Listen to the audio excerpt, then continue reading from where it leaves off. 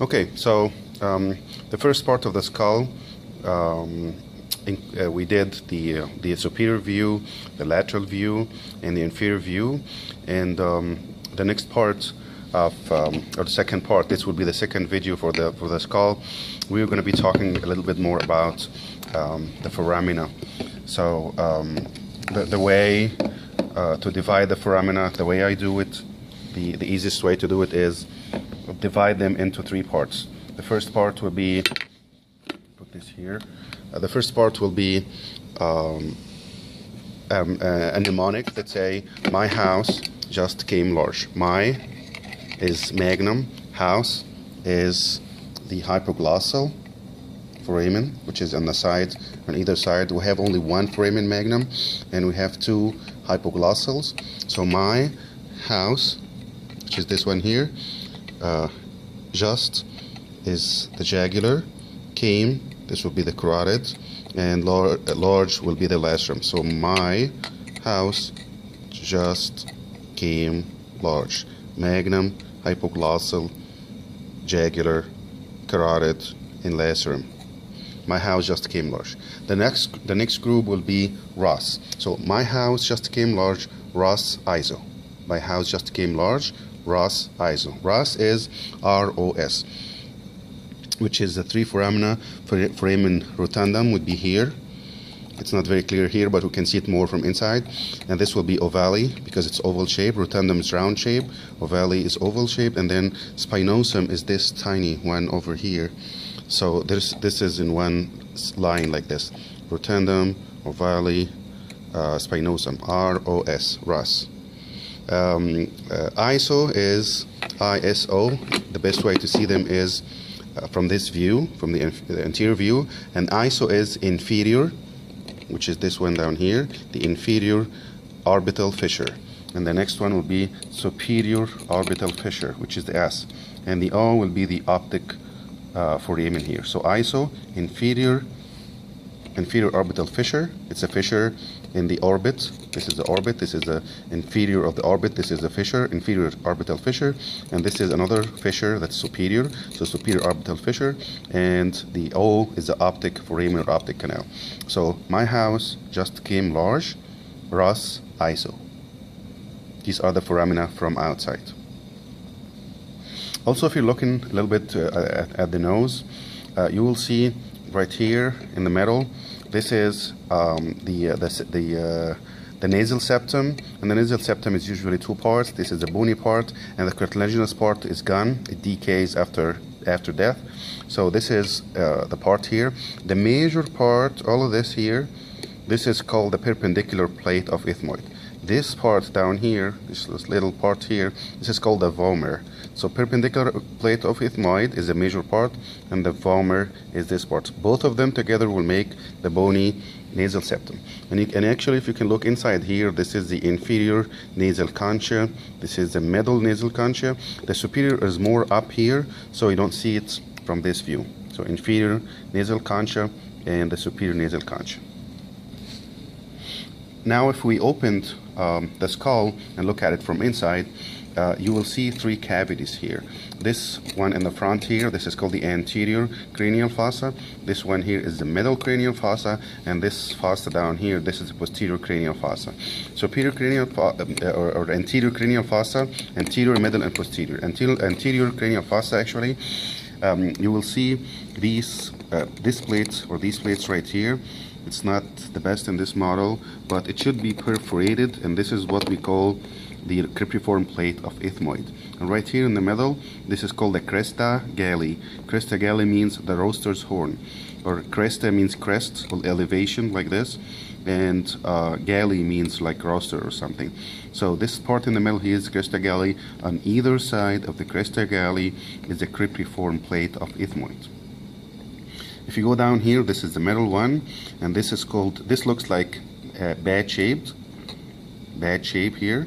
This will be the lesser wing of sphenoid. This bone is called the sphenoid bone. This is the lesser wing, and this large wing here, this will be the greater wing. So this is like a bat with two wings, lesser wing and greater wing.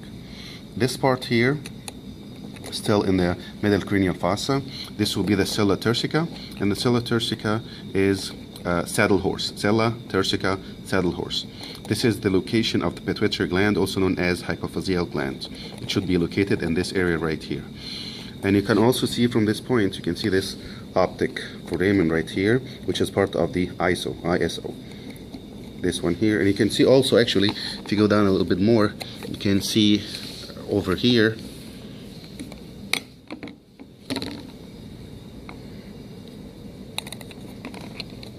this part here. This will be the superior orbital fissure. You can see the inferior because the inferior is opening down. So the best way to see the ISO, which is the inferior orbital fissure, superior orbital fissure, and the optic foramen is actually from the front, from the orbital cavity. If you look at the foramina here, here is M, which is my house, will be the hypoglossal. J, jugular, just. Came, large. It goes like a circle like this. My house, just, came, large. Large will be the lacerum. So my is magnum, hypoglossal on either side. And then this is my house, just is for jugular. Came, this is the carotid, and L for lacerum. And then at this point you can see the ROS that's very clear. ROS. R, this is rotundum, round. Ovale, O, ROS. O, this is ovale, which is oval shape, so rotundum is round, ovale is oval, and this spinosum looks like a spine going through it, spinosum, the tiny one, so ROS. Also, if you look in here, you can see, I said my house just came large. There's an extra foramen that you can see only from inside, which is this one. This bone, this large bone here, this is called the petrous bone. So there are two foramina on the petrous bone. This one here, which is located in the posterior cranial cavity. This would be the internal acoustic meatus, which is the other side of the external acoustic meatus that we talked about before. Here is the external, and here is the internal. So this is the internal acoustic or internal auditory meatus, and on the other side this will be the carotid. So those two foramina are located on the petrous bone. This one here on the petrous bone from the posterior fossa, this will be the internal acoustic meatus or internal auditory meatus, and this one in the front here, which is in the middle cranial fossa, this will be the carotid. So my house just came large, ROS ISO, you will add the I, which is the internal acoustic meatus here. If you look here at the posterior, there's this is called the internal occipital protuberance, which is the protuberance or the protrusion that is on the other side of the external occipital protuberance. And these are the superior and inferior nuchal lines. And that's it for the adult skull. Let's take a look real quick on the fetal skull. And the fetal skull, if you compare it to the adult skull, you see here, this is the coronal suture and this is the sagittal suture. At the meeting of these sutures, there is a point here that's in adults it's closed, there is nothing really here, and another point here. And so if you look at the fetal skull here, you will see something different. You see here at this point, which is the intersection between the coronal suture and the sagittal suture, you will see an actual opening here. There is no bone here, just a membrane, to the extent that if you push it down like this, you can actually go to the inside fluids with CSF, and you can go to the brain actually, because this is just a membrane. It's not ossified yet, it's not bony tissue yet, and this is called the anterior fontanelle. And there's actually an extended part from the sagittal suture. So this is the first thing that's different in the fetal skull. The second thing is, if you look down here at the meeting of the sagittal to the lambdoid suture, there's another point here that have another fontanelle, that's a posterior fontanelle. So anterior fontanelle, posterior fontanelle. And if you look at the side here, you will see that at this point, this is the anterior lateral fontanelle, and this is the posterior lateral fontanelle down here. Same on the other side. Anterolateral and posterolateral fontanelles. So these are the differences. We have 6 fontanelles: anterior fontanelle, posterior fontanelle, one on either side, that's anterolateral fontanelle, which is at the meeting of coronal with the squamous, and here it is temporosphenoidal or temporosphenoidal suture.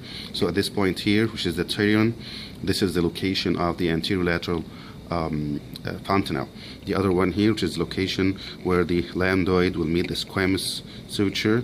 So at this point here, you have the posterolateral, same on the other side. So the main difference is the 6 fontanelles, and that's it for the skull.